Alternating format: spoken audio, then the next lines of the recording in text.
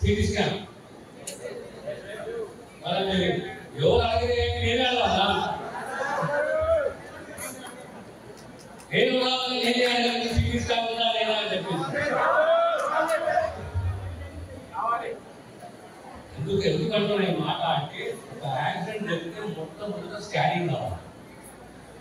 Scanning కావాలి, లేక medal పోవాలి, హైదరాబాద్ పోవాలి. ఇంకా మనకు ఈ ప్రాంతంలో ట్రామా సెంటర్ ఏర్పాటు చేసి సిటీ స్కాన్ ఏర్పాటు చేసి మన కుటుంబాలని ఆపుకున్న వాళ్ళు ఇంకా మీ ప్రాంతానికి ఒక ట్రామా సెంటర్ కూడా త్వరలోనే మంజూరు ఏర్పాటు చేయబోతున్న విషయాన్ని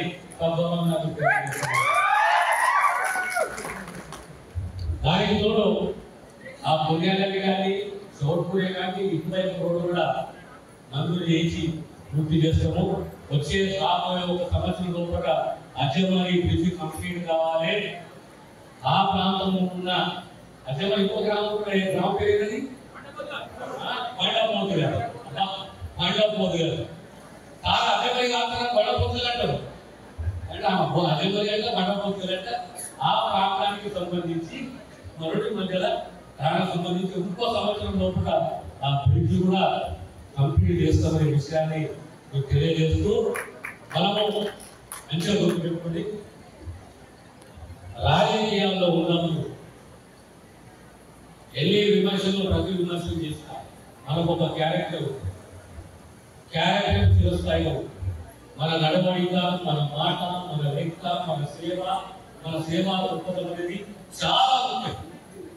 జీవితంలో ఓటమి చూసినాం, గెలుపు చూసినాం, ఓటమి చూసినాం, మళ్ళీ ఓటమి చూసినాం, గెలుపు చూసినాం. సమైక్య రాష్ట్రానికి ఉప ముఖ్యమంత్రి పొందడం చూస్తాం.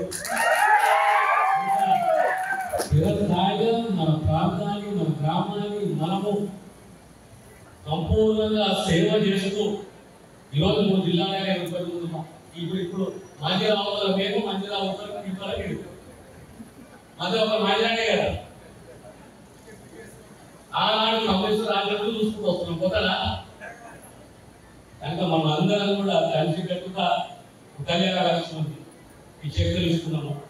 ఇంకా ఆధార కార్యక్రమం ఆ పేద కుటుంబాలను ఆదుకోవాలి, ఆ తల్లులను ఆదుకోవాలి. రాబోయే కాలంలో ప్రతి ఒక్క బిడ్డ విద్యావంతులు అవుతారు. తెలంగాణ యొక్క సామాజిక ఆలోచన విధానం మారాలంటే పిల్లలు విద్యావంతులు కావాలి, విద్యాధికులు కావాలి, సంస్కారవంతులు కావాలి. తెలంగాణ వచ్చింది కేవలం మన ప్రాంతము, మన సమాజం అనే మాట కాదు. తెలంగాణ తెచ్చుకున్నది మనం తెలంగాణలో మార్పు. తెలంగాణ సమాజం వైబ్రెంట్ గా ఉండాలి అంటే ప్రతి ఒక్క పేద కుటుంబంలో విద్యావంతులు కావాలి. అప్పుడే సమాజంలో మార్పు.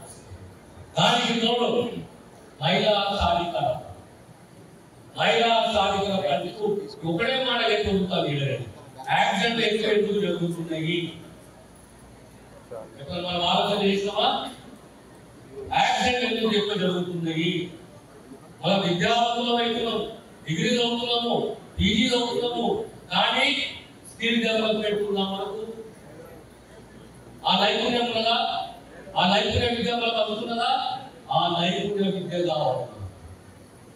స్వతహాగా నేను బ్రతకగలుగుతాను, ఇంకా తెలుగు 40-50 సంపాదించగలుగుతాను, నా కుటుంబానికి కాకపోతాను అనే ఆలోచన పిల్లలకి కలగాలి. అదే రకంగా అమ్మాయిలు చదువుకోవాలి. ఈరోజు సంగారెడ్డిలో నర్సింగ్ కాలేజ్ వచ్చింది, అందరూ నర్సింగ్ కాలేజ్ వచ్చింది, వేలకో నర్సింగ్ కాలేజ్ వచ్చింది. కనుక పేద అమ్మాయిలు నర్సింగ్ ఆఫీసర్స్ కావాలి, డాక్టర్స్ కావాలి. అప్పుడే సమాజంలో మార్పు.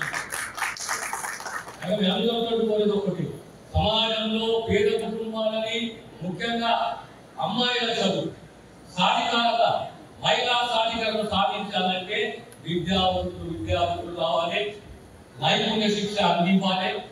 అప్పుడే మన తెలంగాణ సమాజానికి న్యాయం తీసుకోవాలి. మరిన్ని వీడియోస్ కోసం ఛానల్ ని సబ్స్క్రైబ్ చేయండి. లేటెస్ట్ అప్డేట్స్ కోసం వాట్సాప్ ఛానల్ ని ఫాలో అవ్వండి. ఆ లింక్ డిస్క్రిప్షన్ లో ఉంది.